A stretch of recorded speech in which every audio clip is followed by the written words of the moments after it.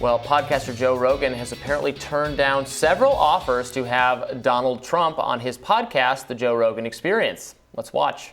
By the way, I'm not a Trump supporter in any way, shape, or form. I've had the opportunity to have him on my show more than once. I've said no every time. I don't want to help him. I'm not interested in helping him.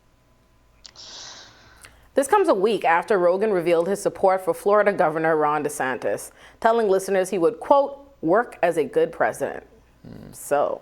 Yeah, I think it's interesting that he didn't want to have Trump on, because he has had on other candidates. He had on Bernie Sanders, right, in the what was it, before the 2020 He's had primaries? Bernie, Tulsi, Andrew Yang. Right. He's had several candidates on his show. Right. Listen, I'm pretty critical, or I've been critical of Joe Rogan in the past, and I think that he often has used his platform recklessly. But I think this is a good move. I see how that distinguishes Trump. Is, like I said, Trump is a character that is extremely polarizing, that, you know, he influenced an insurrection. He's done a lot of negative harm to our country, and I think there are a lot of people who would agree with that. And I think it makes sense. It's a wise choice not to continue to embolden that or not to provide his platform to that. I also think there might be a little bit of self-preservation involved in that. Again, he's received so much large criticism. It's an easy way that we could, you know, shoot him.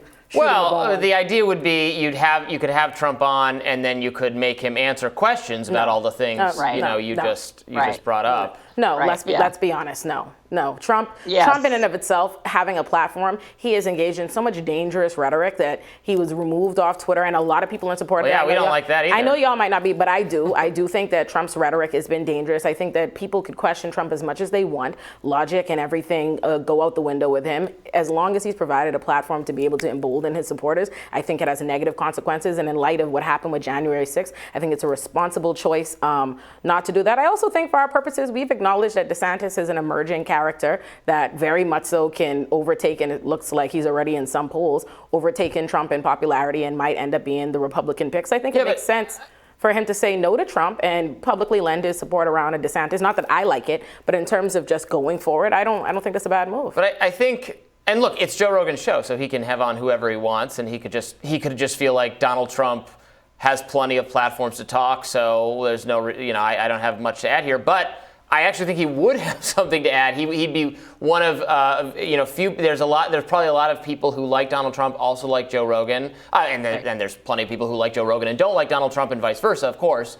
But it might, even from the standpoint of trying to damage Donald Trump or trying to beat him or something in argument, I think it would be interesting to have Rogan interview him. Not that he's under any obligation to do so, obviously. What do you think, Kim? Yeah, I mean, I don't really like Joe Rogan's statement for a couple of reasons. The first one is it sort of verifies or validates this idea that if you platform a person, then you're somehow responsible for their popularity, or you're responsible for them in some way. I don't ever agree with that. I don't agree that you shouldn't legitimize. I hate that, right? When they say you shouldn't legitimize that person by having them on your show or by interviewing them or by doing XYZ with them. I don't agree with that. The bottom line is Donald Trump is an incredibly popular figure, whether you like it or not. People want to hear from the guy. People are intending to vote for him. That's democracy. So look, it is Joe Rogan's show. He can do whatever he wants. He's not a newscaster. So Joe Rogan's not the news. So he's entertainment. So he can do whatever he wants on his entertainment show. He doesn't need to platform every single politician in order, out of fairness. Right.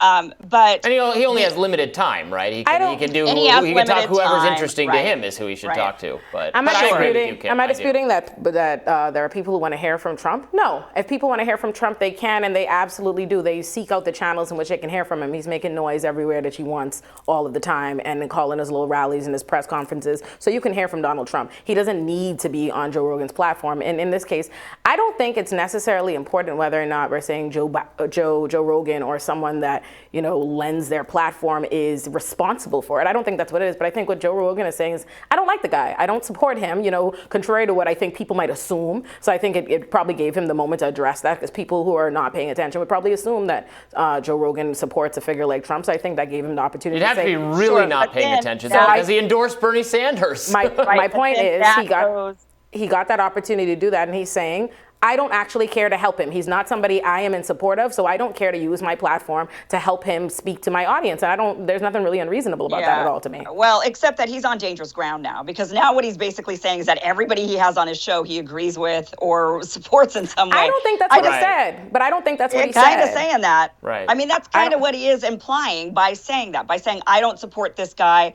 so I'm not going to have him on my show. I think it leads to that line of reasoning that therefore you then at least somewhat support everybody you have on your show.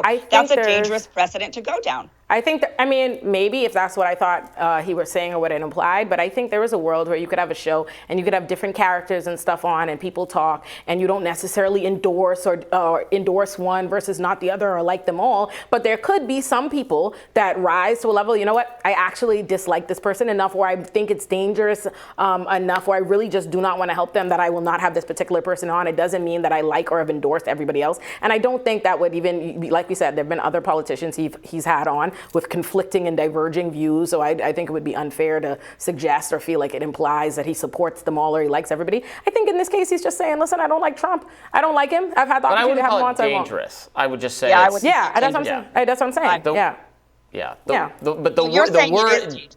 Go ahead, You're Kim. saying he's dangerous. I feel, Olayemi Olurin feels that it's dangerous to platform Trump. I absolutely do. I think we've seen the consequences of that. I think Trump emboldens and inflames a lot of hate and a lot of crazy results. So yes, I think so. But that's not what Joe Rogan just said. What he said is, I don't like him. I don't support him. I've had an opportunity to have him on the show. I've chosen not to. I don't want to help him. That's it.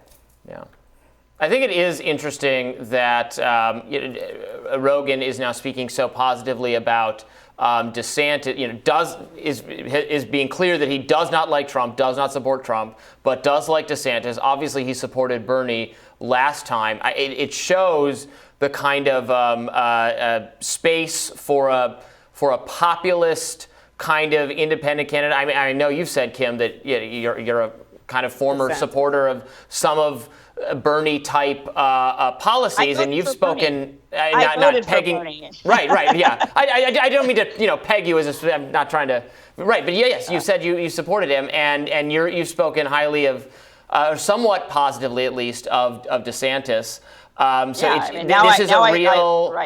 This is a real trajectory. If there was an election saying. Today. Sure, if there was an election today and Ron DeSantis was on the ticket, I'd probably be voting for Ron DeSantis. So I'm in the same camp, a populist that says Bernie Sanders was my guy for a long time. I didn't like the 2020 election. I felt like he went down the wrong path. So did Trump. I think Trump kind of abandoned those 2016 populist talking points. I think both of them went into this culture war that nobody really cares about except for the fringe few on social media, those of us that are there. And now you've got Ron DeSantis, who's actually doing things to benefit his constituents. He's thinking about Floridians, and he's actually making decisions on their behalf, whether I agree, and I don't agree with like 15% or maybe even 20% of what Ron DeSantis does, but I can at least appreciate that he seems to be working for his constituents and not for big pharma or big money interests or the big military industrial complex, although we don't really know a lot about his foreign policy. But, as it stands today, I mean, a choice between Joe Biden and Ron DeSantis. I'm voting Ron DeSantis. That's the way that's going to go. I don't think there's anybody in the Democratic Party at this.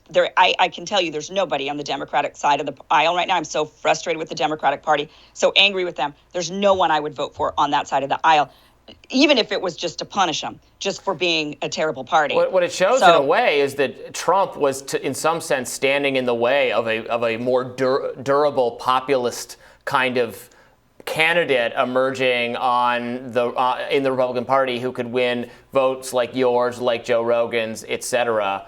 Instead of Trump's defeat being like the end of populism on the right, it actually might be getting out of the way for something a lot more durable and strong to emerge. I don't agree with any of our characterizations we are making about Ron DeSantis and populism and all these other. I don't. But I will say this, I do believe it is a smarter move on the behalf of Republicans to hitch their tents to Ron DeSantis as opposed to Trump going into the next election. So that being said, that's the reason why I think the comment is made sense from Joe Rogan, and I understand y'all's positions, but obviously it's a no for me. He doesn't, yeah.